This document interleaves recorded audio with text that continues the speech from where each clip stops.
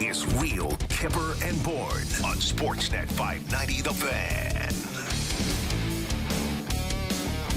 All right, we're closing out our final full week of the season on the Real Kyper and Bourne show in fine fashion, including the NHL draft tonight. Nick Kypreos, Justin Bourne, Derek Brandeo, Jen Rolnick, and Sammy McKee for the next hour.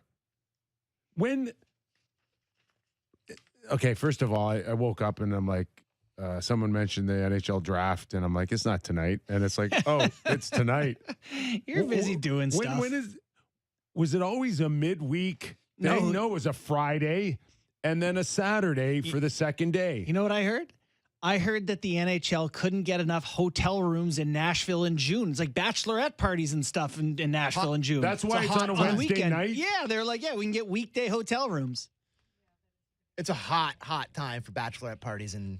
I mean, legitimate, right? Like that city is thriving. Like, Wednesday, like it's always better. a What Friday night. It's a Friday night, and then Saturday, of course, that dreaded who cares about the 6th round and the 7th round? Everyone's sitting there nursing a hangover. And then you can see the body language changing on the tables on that second day, where it's everybody's like staring at their watches. I don't know. Trying to make they're trying to make the flight, right?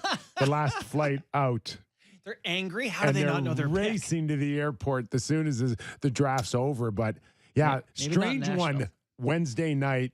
NHL draft. I like it better though, because Friday night in June, people got other stuff to do. At least they're, during the weekday, maybe they'll be home watching TV. Okay, like we said, it's jam-packed, including Mike Futa, of course, former NHL executive, Sportsnet hockey analyst. He's going to be around in the next 18 minutes, share a couple of his stories over the years, this time of year, and what his thoughts on what could happen tonight. But first, the news of the day. I'm curious to see what you start with here. David Kampf. Yeah, I thought maybe. What's left? Well, there's stuff. There's other names. I know there's stuff, but we'll get to what we know. All right. We'll get into what we think we know. Right. Moving forward. But David Kampf inks a 4-year deal, $9.6 million, right around where I told you months ago he's going to fall into that 2.5 million AAV range. He does fall in the 2.5, and then for good measure, I think he gave him back $100,000 for a goodwill gesture. He did. At 2.4. Yeah. Okay, you go first. Your thoughts. So I like it.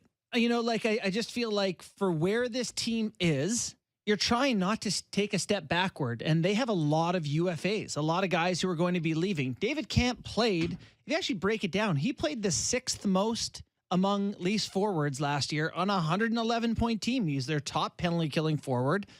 I know he doesn't have a lot of offense, but that's not what everyone does. He wins faceoffs. He plays third-line center minutes, even though he'll do whatever you ask of him. Healthy, like a really physically fit guy, prime years. I know it's a bit more than people want to spend, but if he's a UFA, he's $3 million a year. I like it. A few months ago, I think Sammy McKee said he'd drive him to the airport. No. You didn't like $2.5 million, bud. I've never said that about Kampf. Kerfoot, definitely, but not Kampf. You said Kampf would be okay at 2.5. You said it was too much money for him. Did you not? Maybe. Man, we talk about this team every day for 2 hours. I've said a lot of things. All right, fair enough. I might have accountable to the no, past. I won't. Okay, if you can't remember, maybe I misremembered. That doesn't bother me. I could have said it. Where are you? Where are you on a 4-year deal at $2.4 million? I think both sides probably have a pretty good argument in terms of it being a little bit too much money, but I think him also being a pretty valuable guy to the Leafs. Like, you think about what he does for them. He takes so many of their key draws. They lean on him big time defensively to play against the other team's top players a lot of nights. How many minutes does he average on the penalty kill every, people say you could go out and find a guy like that cheaper on the, could you? Show me the name. Right. Like, I think it's a little bit rich, no when doubt. This guy came from Chicago. Chicago couldn't wait to get rid of him. He couldn't hit the side of a barn. Okay. He had barely any goals in Chicago. He was a nothing, a nobody. The Leafs saw something in him, and instantly he became a better player in Toronto than he was in Chicago.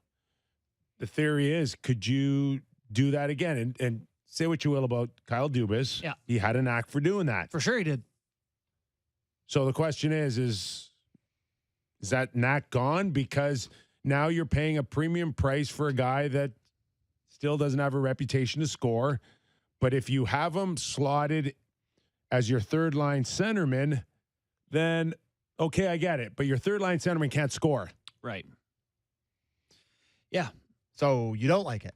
Well, I don't mind him as a player, but what I do mind is that this is just a way of staying with a look you already had that wasn't good enough to win, and it just got more expensive. That's all. Yeah.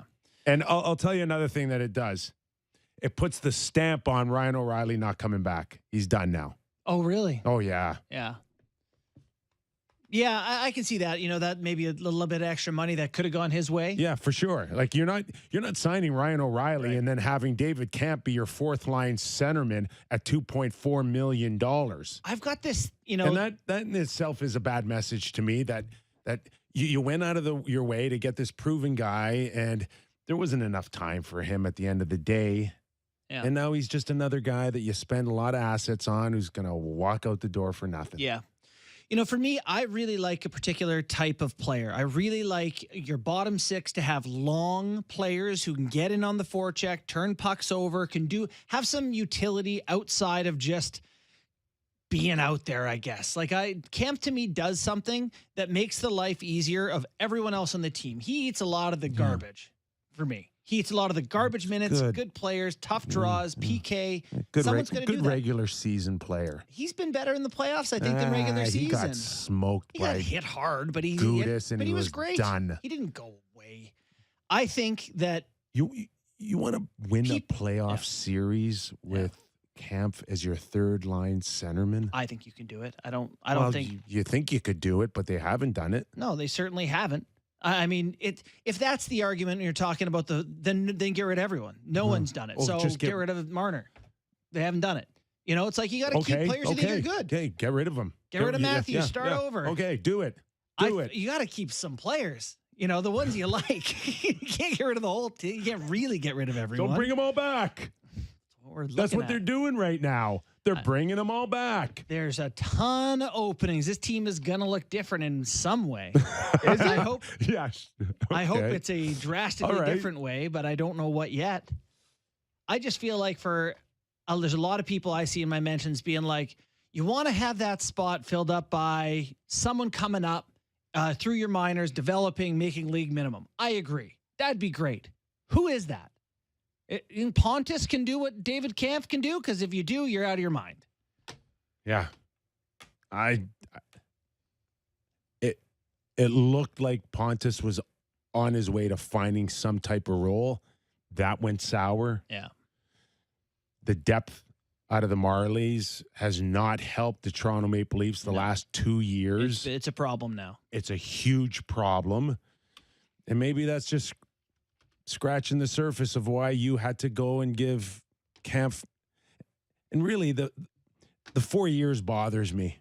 I would have liked that on a 2-year deal, or even a 3-year deal max. Yeah. But 4 just kind of breeds yarn crock. I will say, I don't love having two guys locked up for 4 years who don't get angry or don't, they're not passionate. They're not playoff players. That's all. Yarncroc was really frustrating. So Elliot was on the show ahead of us there and mentioned that the Leafs may be looking to add someone heavier like Ryan Reeves or someone like to that effect. Well, which would be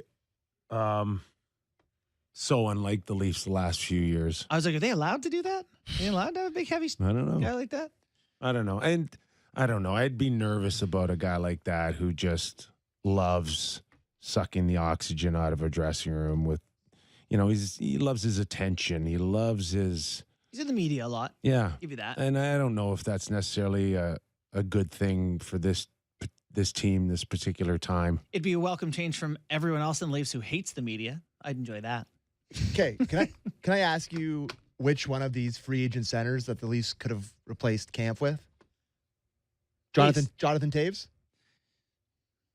What's he going I to? I don't know. Yeah, it's a wild card, right? Ryan O'Reilly. Okay. Patrice Bergeron, probably going to retire. Not 2.4. Alex Right, Killorn. those are different numbers. Alex Killorn. Yeah, he's going to get 6 years somewhere. Alex Kerfoot. Yeah. JT Compher. Lars Eller. Paul Byron. Yeah. Puis Suter. Craig Smith. You could have talked me into Oscar Eller. Sundqvist. Or find the next David Kampf at a smaller price. Okay, then I'm just looking down the list of names here. It's not exactly a murderer's row of guys who are going to go out and find. Nobody says that you have to replace them with those type of players, Sammy. But you need. That's what a scouting department's for. You need to butchers find on guys. you need butchers on a hockey team. That's where I give Kyle Dubas a lot of credit. For whatever reason, he was able to find undervalued guys in a bottom six role. Mm-hmm. So I don't know. I think you need to pay guys to play hockey. And it's not like an egregious cap killing number, and you need them to play a lot. I got to tell you, I got in trouble once when I was with the Marlies. Lou Lamoriello gives a speech all the time about how a team is an orchestra and you need a percussionist and you need a tuba player and not everyone gets to play the guitar or whatever. And I was trying to film it and I was like fresh out of media and I wanted to record it because I wanted to show my buddies and they saw me trying to record. Oh! It wasn't good. It wasn't great. That's against the law in some places. Recording people without their permission. That's right. I just wanted to, I had it down. I just wanted the audio because Lou gives this speech all the time. And there's just one person who was like, you probably shouldn't do that. I was like, yeah, you're right. But it's the point I'm making is it's a fair argument for a hockey team, right? Like someone has to play a different instrument. And the Leafs have so many guys who play the same instrument to me. So now Brad Treliving has done the impossible. He's made Nick Kypreos long for Kyle Dubas. Oh, Kyle was so good at finding those guys. Kyle, there, but you gotta give credit where credit's due. Oh, sure. Those 5 goals from Zach Aston Reese this year were amazing. I'll have you know it was 10. Oh, I almost swore. Well, there's a longer list than that. Yeah. Michael Bunting, who I hated watching every minute of his Leafs career. Andre Great. Kasha was a wonderful. Cheap talent Kampf. that overachieved where they were coming from. Yeah. Treliving has truly done the impossible. It's not sign. It's not sign Austin Matthews and Willie Nylander. All right. In the last 24 hours, 48 hours, your confidence for Austin Matthews signing? Yeah, I'm at like a 9 out of 10 confident he's going to sign. Same. I really don't even think about it, if I'm being honest. Not only is he signing, but now the vibe is that he doesn't want to get a super high number, that he wants to leave money on the table. No. Where are you seeing that? Frank Saravelli. He did? I didn't see that. Is that true? Go did I look miss at that? Frank's How did I miss that? Twitter. How did you miss that? It's not like I produce a hockey show or anything. Right? Well, listen, we've talked about enough times that it's probably the smart thing for him to do in terms of reputation, future money, winning, all the things that, will lead to him having a better life. Extra few mil on your 105 to 120 doesn't really change which car he's going to buy, but it certainly changes how people are going to look at him. Okay. Did you find it, Sammy? No, I'm searching tirelessly here. Oh, goodness. Tirelessly. I think he was on the show. I think he was actually said on Sportsnet 590. Okay. I'll keep looking here, boys. Come on, Sammy. But so what's your point? Let's say Sammy finds right now and Yeah. Frank has said that, he's going to take less. Yeah, just my point is I don't know. Could you have thought of that 5 years ago? You think that's a good point? Yes, I do. I wonder how differently things would have looked, if you could go back in time and make that happen. Is it a little late? Well, better late than never. You'd rather him, do it right than... He's still going to be the highest paid player in NHL history, which, great that you had a career year at 60 and you won an MVP, but do you even deserve that? Okay. Here's what we have. Okay. This is from Fan Drive Time with Ben Ennis, the wonderful show that follows our show. All right. says that Austin Matthews wants to allow enough money on the Leafs cap to build a team that has a chance to win. His next contract is not about setting a record. It's not about getting 4 times $15 million. He wants to win and needs to find a spot that pays him appropriately and gives the Leafs room to go out and make moves. Okay, I can't believe rewind. Could he have not done that 5 years ago? Well, I don't know. He can't make that decision today, and he can make the right decision today, which this seems to be. That's great news. That would be wonderful. And I wonder if Willie Nylander camp is hearing that going, oh, that's annoying. Yeah, I'm sure he is. I mean, I wonder what Willie Nylander is thinking seeing Timo Meier get paid $8 million times, what was it, 8.8 times 8 he got today? Like, what does that make Willie feel like? Probably pretty good, because he's a hell of a lot better hockey player than Timo Meier is. Yeah, I don't think. Of course, the Leafs are going to remind Nylander of this recent signing by Meier and Pierre-Luc Dubois. I think it's going to be real hard for Willie, and I'll just say this, to ask for more than 9 now, given the numbers given to Meier and Dubois. Dubois in the 8s and Willie Meier's in the is 8s. objectively better than both of those guys. I don't know about that. I think Pierre-Luc Dubois, when he's playing well, is a force. And Meier, well, he scored 40 himself, didn't he? Yeah, I mean, if you had the choice, if you gave me the choice, I'd probably. I'm taking Willie too, but not by. Guys. Panarin or Nylander? Who do you want? I want Nylander. Johnny Gaudreau or Nylander? Who do you want? Still want. I get your point. It's close. It's not Nylander or Meier or Nylander and Pierre-Luc Dubois, who's on his 4th team or whatever he's on, can't stay on a team. Yeah, those are relevant contracts to him, Kip. Those are young players who score goals, who are in their mid-20s that just signed comparable deals with comparable histories. Compare Pierre-Luc Dubois' goals to Nylander's goals. I don't even know what Dubois' high would be, 35 or something, but yeah, okay. So if you want to make that case that he's not in that. I think he's going to have a decision to make in the next few days, if not a week or what. And I don't suggest that you can't start the season with Nylander, even though he's going into his final year of his contract. But it's going to be tough to. God, PLD stats are nowhere near as Willie's. Yeah, he scored 20. Career high 28. Yeah. Sorry, I had to make you dig Never that higher up. than 63 points. Right. Sorry. And what did Nylander end up with? 90? Lots. Yeah, lots. Yeah. So Nylander has an argument to be up around Pasternak and Panarin and Johnny Gaudreau numbers and Jonathan Huberdeau numbers, buddy. That's 10. That's 10. Now, does he want to give $1 million back to the Leafs or $1.5 million because he loves Toronto so much? That's always on a possibility. Mm-hmm. Doesn't strike me as that guy, though. Yeah, maybe not. What would you like to see him come in at here for the Leafs? For me, if he signs somewhere between 9 and 9.5, on an 8-year deal.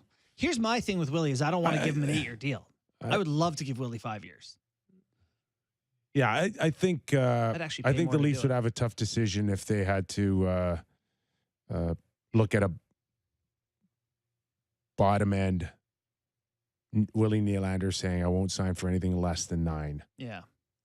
I just feel like Willie is 27 or whatever he is. He's got another year deal. If you tack an 8-year deal onto that, 9 years past now, you're talking about what's age 36 Willie Nylander's compete level. I don't know. I don't disagree. Yeah. So For sure. I'd love to give him 5 years. And I know the cap is tight right now and got to bump it up a little bit to give him a shorter term. Maybe you do, but it doesn't help you now. And if you don't win now, you're probably fired. So you do it. But again, this just, we are talking about, again, if you go to Kampf, which we talked about at the top of the show, into bringing back Matthews and Nylander, we're just talking about the same team coming back. Yeah.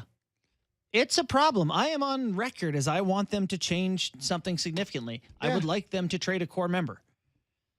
Whether that be Tavares, whether that be Willie, whether that be Mitch. I want that to happen for them. Well, if it is, then then maybe Nylander's going to make that decision for you by saying that I want 10 or 10.5 million on an 8-year deal. Yeah, it's probably as simple as if his agent comes in and said Willie wants 10.5, and you go, okay, I'll start calling around the league, see what we can find for a partner for you. You know, that's just too much for the Leafs, particularly if Matthews is under 13 or something.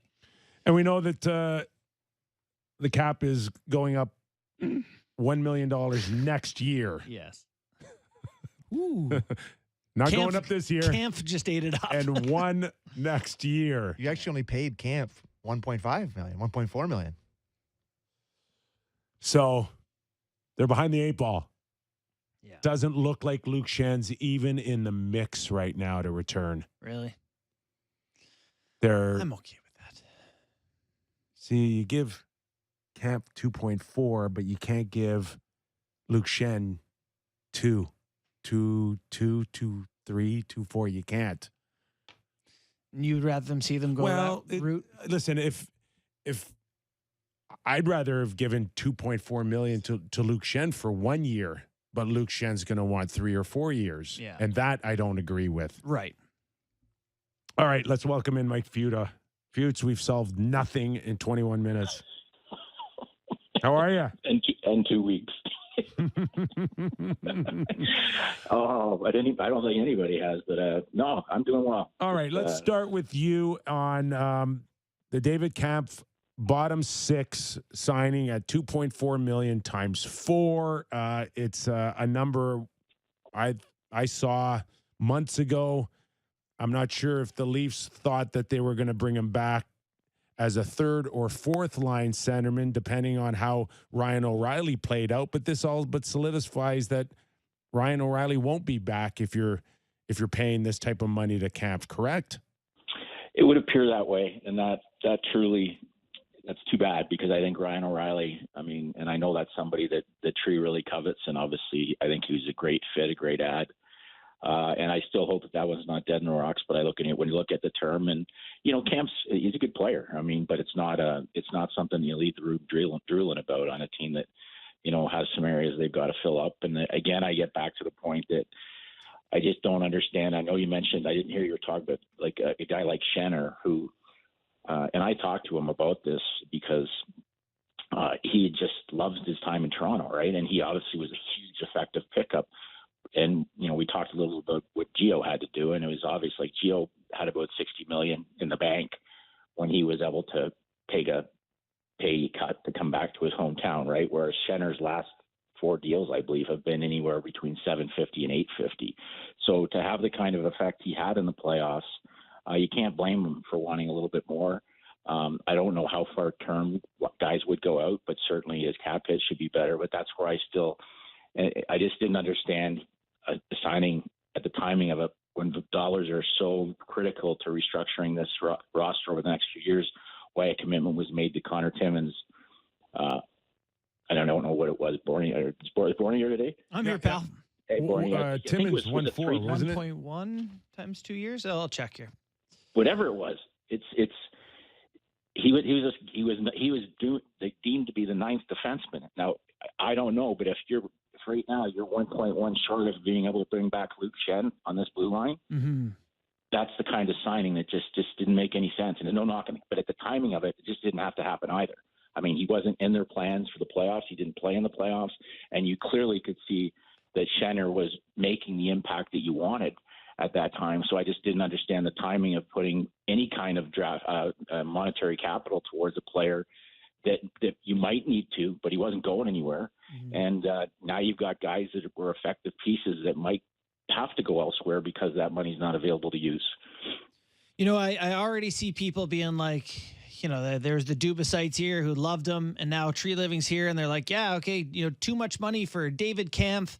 Well, this sort of one-dimensional player. What would you say are the tendencies of Brad Tree Living as a general manager? What is it he does, that fans can expect to see over his years of trying to build a team? Fearless. Yeah. I think, again, I just look at sitting on the panel on the trade. I think it was the last few free agencies and talking to him, and he's working. and he's got that ability to have. He's almost friends with everybody in the league. Like there's not that small little group that they kind of know that he's just going to get a trade done with them. But it'd be all of a sudden it'd look grim, and all of a sudden Markstrom and Tanev are done, and he found a way. Now, I mean, I'm sure I don't even know the the cap guy was in Calgary, but I'm sure that Brandon Pridham is just MVP status right now with all the different concepts and thoughts that are being thrown out and how we can make this work. But I mean, even as bad as things were last year, that he didn't expect Gaudreau him walking. They gave Gaudreau the money he wanted, and he turned it down and ends up going to Columbus. Okay, Matthew Tkachuk at least gave them an opportunity to get some assets, and as poorly as some of the assets played this year, that was still pretty remarkable to be able to come across with something for Tkachuk with what he did. And those are the kind of deals that he really has a good feel for what a team needs, and then going out and executing. And having, obviously, you look at this team, they're not loaded with prospects coming up. I mean, you can try, and that's new for somebody too, because as a GM, you're coming in knowing everything you got in Calgary. Now you got to, familiarize yourself with, other than Knees, who's really going to help this team in the future and do I have the draft capital or depth to make a move? And I mean, and it's so important, guys. I mean, I looked at that trade yesterday, and again, obviously, I've got a huge affinity for Mark Yannetti and the LA Kings staff and the job that we did as a group, and not only providing, the effective assets for Dean to make trades to win cups, but even to keep yourself out of a huge rebuild like Blakey's been able to do by the incredible job that they continue to do drafting.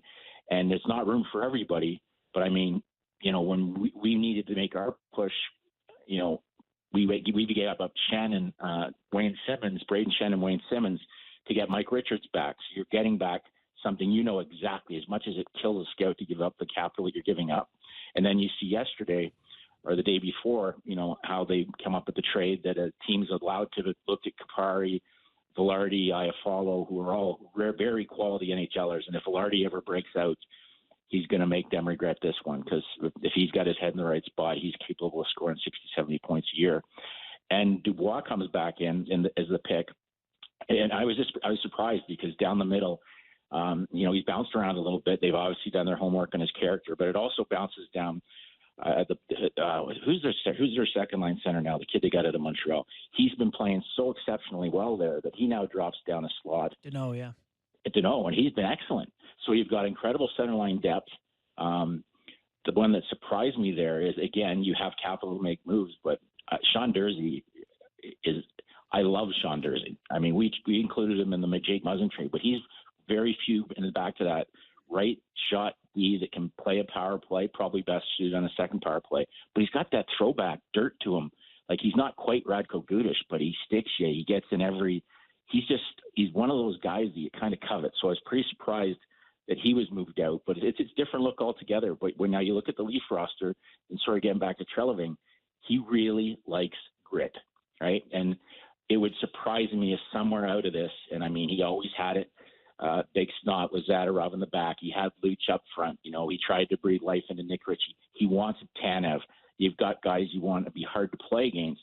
And it wouldn't surprise me. I mean, the name that I always come up with is, if Philadelphia is just continue to sell away, I'd be doing my darndest to figure out how to get Nick Delorier out of there, or even if Ryan Reeves is available, because I still believe over the course of a regular season, with all those skills that the Leafs have up front, they need something to deter them being taken on. And now if you lose Luke Schenn, you're getting even softer in that category, and you're not going to be able to look at a Mark Giordano or a Jake McCabe to be a guy that's going to police people from taking care of your star players. So it'll be interesting down the stretch. But long story short, he'll do anything to make a team better. He's very creative and not afraid to make the big trade, but there's always an element of toughness and grit that goes with his teams. And right now, I think that's part of looking at it, and it's quite early, what the Leafs are lacking. We're talking to Mike Futa, former NHL executive, Sportsnet hockey analyst. Earlier, we were also discussing Willie Nylander and where the fit is.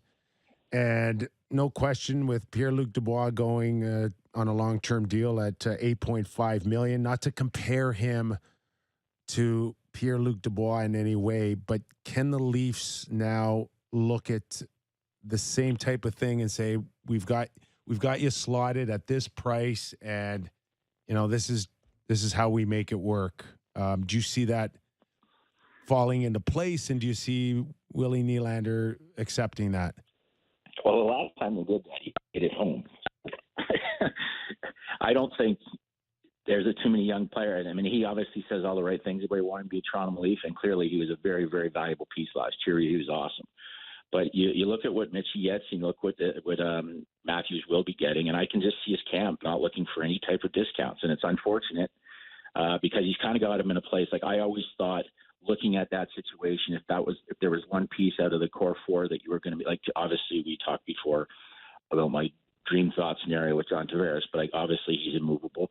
But a guy like Nylander, like from a hockey trade, I felt that a Lindholm, like if Lindholm was up against it, he gives the lead, and you're not getting O'Reilly. You get a legitimate stud second line center who plays hard in the playoffs. He's your typical Swede.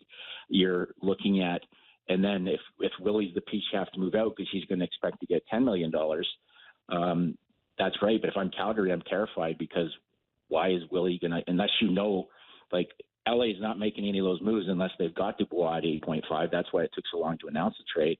And Willie's kind of got him in a spot that if nobody's going to trade him unless accept a trade from a player like that, unless they know they've got him at a long-term number that he's going to be there.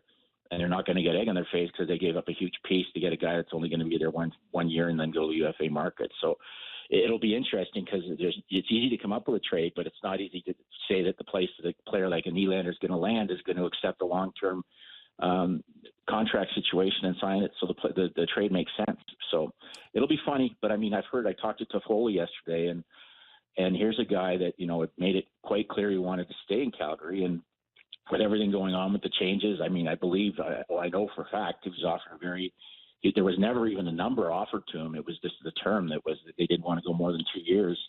And he wasn't coming off his best year of his life prepared to go that short on a deal that, where he clearly in a team that needs scoring as much as he's getting a little bit older, he still was their leading scorer last year, and they have to move on from him. So it'll be really interesting what they do with the remaining RFAs there in a Backstrom situation or in a Lindholm situation. I'm hearing Lindholm has been offered somewhere in the range of $72 million to stay in Calgary. So at some point, it's going to be almost like that.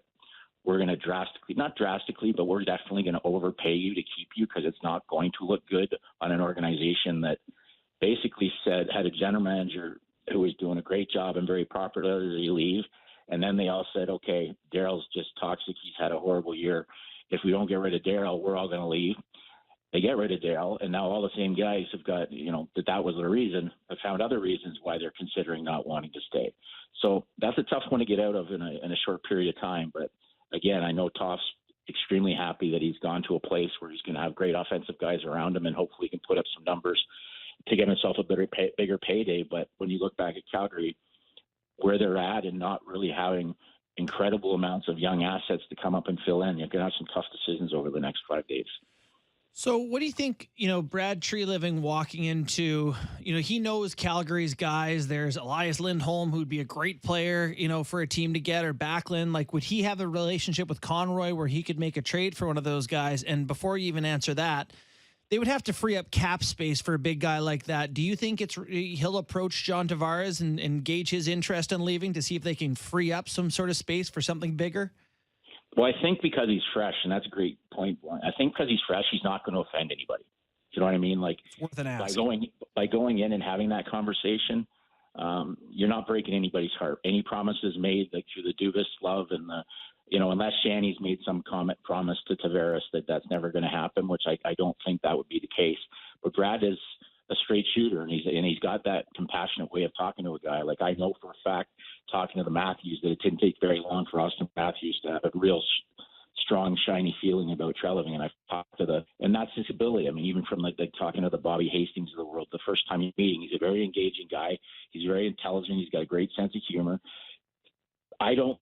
There is a bit of a fact, though, that he also has a different thought on certain players in Calgary that doesn't just come across as like, God, that'd be a great fit because Brad had him in Calgary. There's certain players I know he loves, and obviously Lindholm's one of them, and as is a Backlund and a guy that The one that it wouldn't surprise me if there was any way to go about making something work is Tanev, because he brings an element on the right side of the Leafs that, he's a better player than Shen, a little bit better player all the way around. And although he's not a fighter, he's got that nasty warrior that they kind of lack on the other side. And he's a proven playoff guy, right? And I know he's banged up a bit, but if you're banged up, it's usually because you play hard. There's a lot of guys that stay healthy because they don't compete. So he's a kind of great ad. And I expect somehow out of when the dust settles here with Brad and whatever changes are made, I don't know whether there's going to be an exodus going to Pittsburgh or the staff or what have you,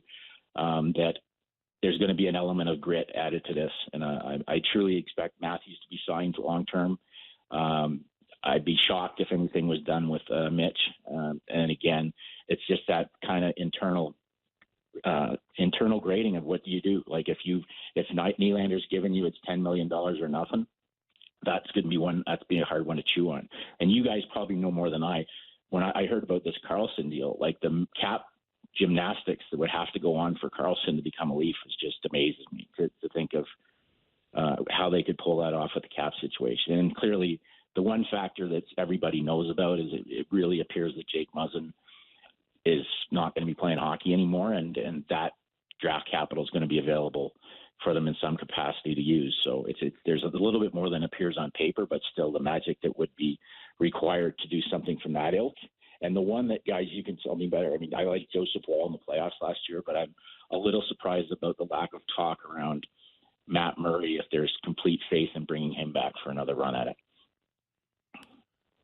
Well, I've had my comments on the show a while ago, and these guys are looking at me like I got three heads when I said he thinks Dubas wanted to extend him. Dubas would have had him back starting next year. Well, at least one of two goalies, I can assure you. Well, then you got to figure. I mean, if Tristan Jarry is out in Pittsburgh, that welcome home, Matt. Let's go. There you go. Question is, will Brendan let Tree Living even talk to him? Well, he's letting him sit at the draft table. At least it was a lot more amicable than it appeared. I mean, I don't know what the whole thought process behind it. I mean, and I've been there. Obviously, Trill, that was killing me tonight when the draft's on. And, I mean, I've got my daughter's graduation, so I've got a huge solace in where I'm going to be tonight. But the action on the draft and the Calgary, to not let Brad sit at the table, and then he comes, shooting out like a WWE Hall of Famer out of the when think they'll put a spotlight on him when he walks to the table. Yeah, like Ricky Romero coming out of the bullpen. Here comes Brad Trelloving to the Leaf table, because obviously there's ways to communicate, right? And it's not like there's going to be a tap on his phone. So it's just I don't know, whatever. It's cheesy, but c'est la vie. It's obviously tells you there's a little bit more of a sore heel open wound and with Tree leaving.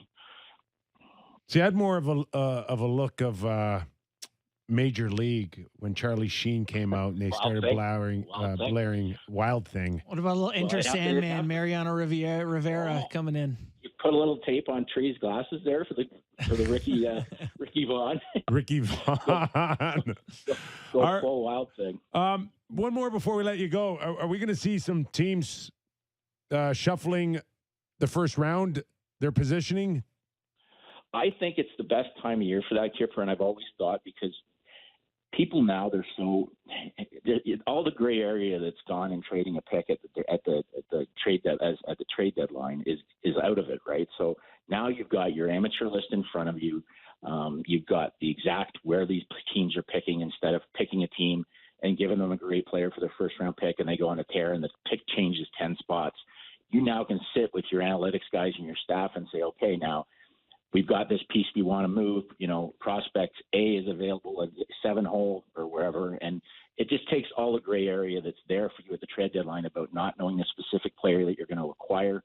You know what the draft exactly who's sitting right in front of your nose if you're going to give up capital. And I think there's going to be a lot more moving around that way. Some teams have multiple picks. Some teams have to get better players. I mean, they just need to be better. And again, it's a unique setup, but there's a lot of fun involved in that portion of it, because as you look at it, there's teams that really, really do have the pressure on them to win again next year, and there's holes that are going to require going to require draft picks to be moved. And again, it's just so much easier to do at the draft when you know exactly what's available and exactly the slot that you're trading for. So I'm sure it'll be quite exciting. All right, Foots. Enjoy it tonight, and we'll talk to you soon, okay? Appreciate it, guys. Have a good one. Thanks, Take care. Feuds. Mike Futa. Thanks, Bourne. Yeah. Some good nuggets in there. Lindholm being offered 8 times 9, $72 million. It's interesting. Muzzin not playing again is actually a question I had. He's in a position like Jonathan Huberdeau was, and Brett Treliving. Gotta have him. Brett Treliving probably overspent on Jonathan Huberdeau's contract by $1.5 million. Like, it was crazy what Brad gave him just to lock him in to get out from that whole Matthew Tkachuk. Yeah. Was like, it was nuts. Certainly Huberdeau had a lot of leverage once Tkachuk is going to re-sign in Florida, and it's like. But there's no one on the planet Earth that would ever offer Jonathan Huberdeau $10.5 million. I don't know what you're talking about. He was third in Hart Trophy voting that year before going into that season. Was he not? He goes to UFA. He's getting $10 million. For sure. Not a chance. He's like a late 20s, 6 foot something guy who had 115 points. What do you mean? You want to go once. Yeah, okay. It happened, though. It did not happen. If he went to UFA after that season, he's easily getting $10 million. You're nuts. You're nuts. He's a winger. No, you're nuts. He's a winger. Yeah. Wingers don't get that. He's the Listen, Willie, all-time. wingers don't get it. He's the all-time leading scorer in the prestigious history of the Florida Panthers. Crazy that the guy does it once at one, and then it gets chopped in half. And then you're in Calgary, though, and you're going, okay, well, also now taxes are through the roof, and it's cold here, and we play in a 90-year-old building that leaks, and, you got to pay a little bit for some of that. Bad last year. It was a huge overpay, and Lindholm is now maybe going to tell Craig Conroy the same thing, that you want me this badly, you're going to have to overpay a little bit here. For sure. They can't, to Feud's point, it looks bad when everyone wants to leave. You need to keep some of your people, and I love Lindholm. Me too. That line with Tkachuk, Gaudreau, and him, though, like that's not. I liked him away from that line. Yeah, like I like him anytime too. every time I watch Calgary, I'm like, he just shoots pops. it in the damn net. He pops. Yeah. Is he a $9 million player, a $10 million centerman? Is he a superstar? Not is he 10. No. Is he 9? Is 9 superstar? I don't think. 9 superstar for me. It should be 9 superstar, but is Barzella? But he's not. Is Barzella a frontline leader guy? Barzell, Dubois, Meyer, like 8.5, Lindholm's in 9. that camp. Lindholm gets Selke Trophy votes to go with it. He's in that camp. Yeah, I am a fan of him for sure. I mean, $72 million is a lot of money for him. It is. Oh, is it ever? We should break. Okay, let's go to break. More after the break. How's that? We'll get back to it.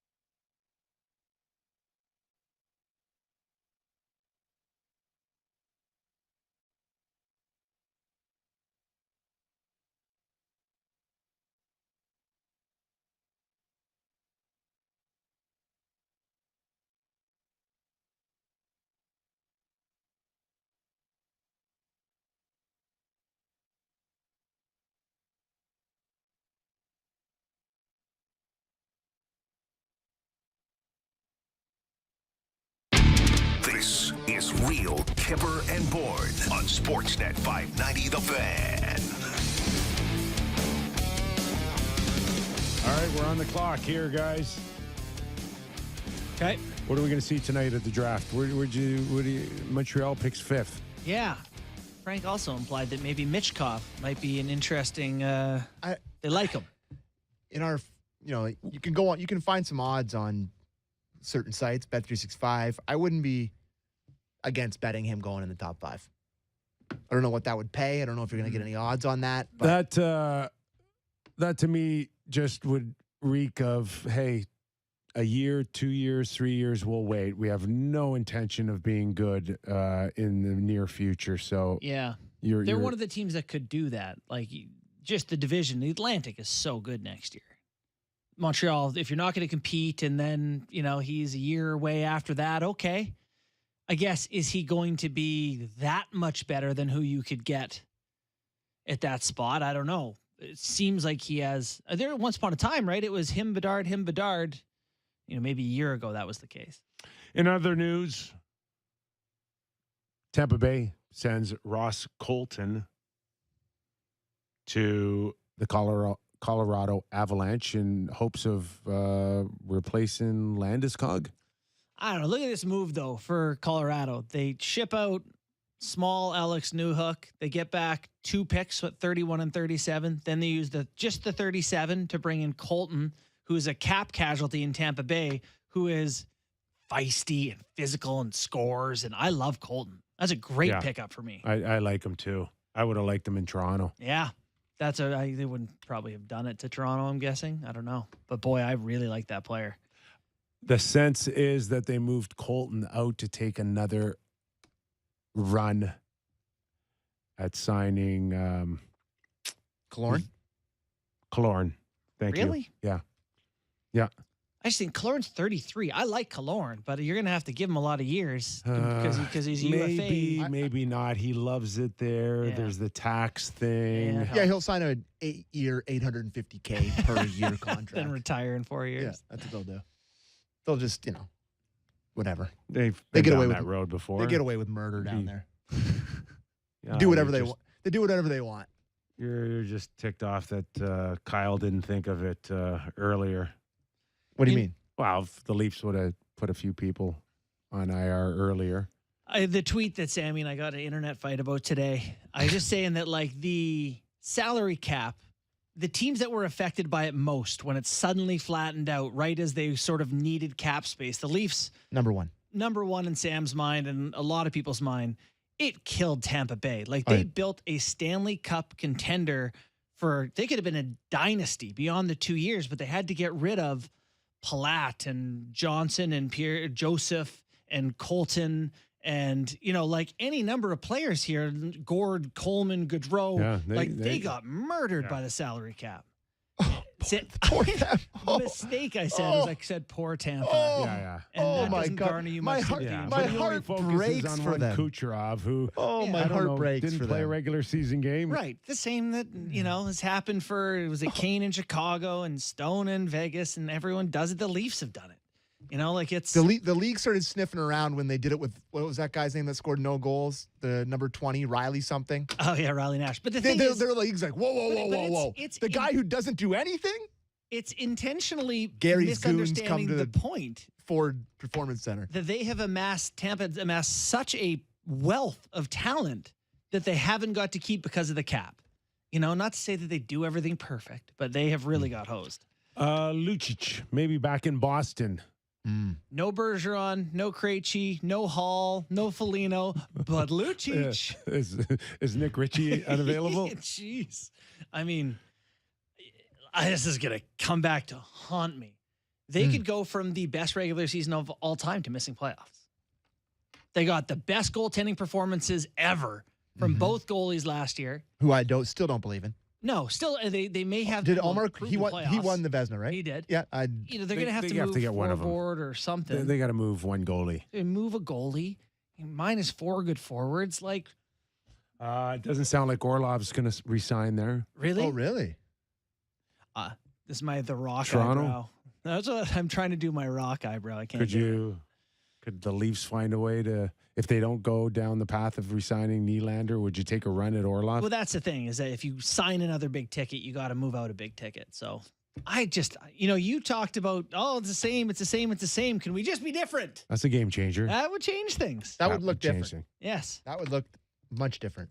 I tweeted about Miles Wood, and everyone in New Jersey was like, I guess he's a major crypto bro, and just like he's on Twitter Spaces doing crypto when he's healthy scratched and he can't pass the puck. I was going to say, You got killed in other words. Killed. a lot of people not big fans of Miles Wood. Like I saw people be like, Devil's finally we can get rid of Wood. I'm like, Devil's that's always fans the are test ready to for move me. on.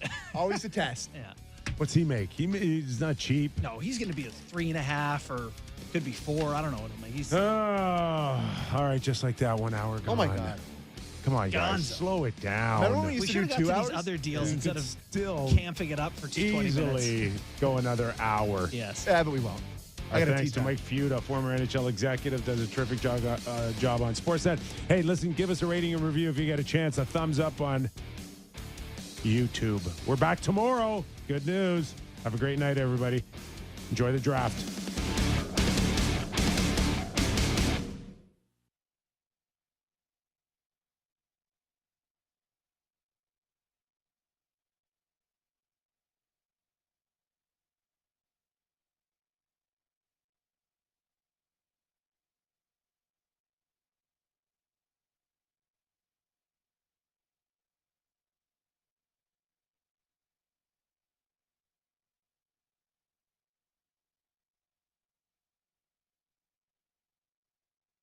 Casino players, if you're looking for an award-winning casino with 24/7 customer service, check out wilds.com. That's Wilds with a Z. Play 4 casinos.